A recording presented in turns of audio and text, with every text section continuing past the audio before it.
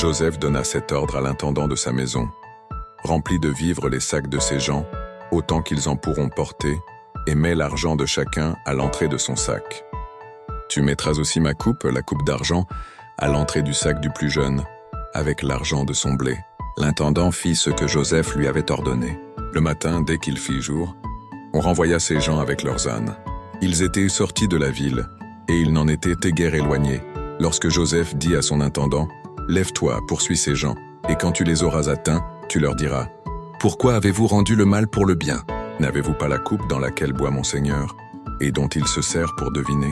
Vous avez mal fait d'agir ainsi. » L'intendant les atteignit et leur dit ces mêmes paroles. Ils lui répondirent, « Pourquoi mon Seigneur parle-t-il de la sorte? Dieu préserve tes serviteurs d'avoir commis une telle action. Voici, nous t'avons rapporté du pays de Canaan l'argent que nous avons trouvé. À l'entrée de nos sacs, comment aurions-nous dérobé de l'argent ou de l'or dans la maison de ton Seigneur? Que celui de tes serviteurs sur qui se trouvera la coupe meure, et que nous soyons nous-mêmes esclaves de mon Seigneur. » Il dit, « Qu'il en soit donc selon vos paroles. Celui sur qui se trouvera la coupe sera mon esclave, et vous, vous serez innocents. » Aussitôt, chacun descendit son sac à terre, et chacun ouvrit son sac. L'intendant les fouilla, commençant par le plus âgé et finissant par le plus jeune, et la coupe fut trouvée dans le sac de Benjamin. Ils déchirèrent leurs vêtements, chacun rechargea son âne et ils retournèrent à la ville. Judas et ses frères arrivèrent à la maison de Joseph, où il était encore, et ils se prosternèrent en terre devant lui.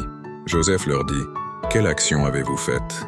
Ne savez-vous pas qu'un homme comme moi a le pouvoir de deviner? » Judas répondit, « Que dirons-nous à mon Seigneur? Comment parlerons-nous? Comment nous justifierons-nous? Dieu a trouvé l'iniquité de tes serviteurs.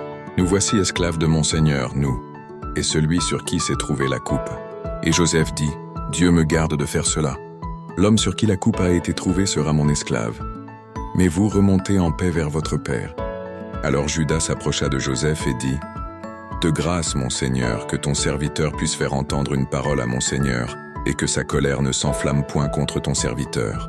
Car tu es comme Pharaon.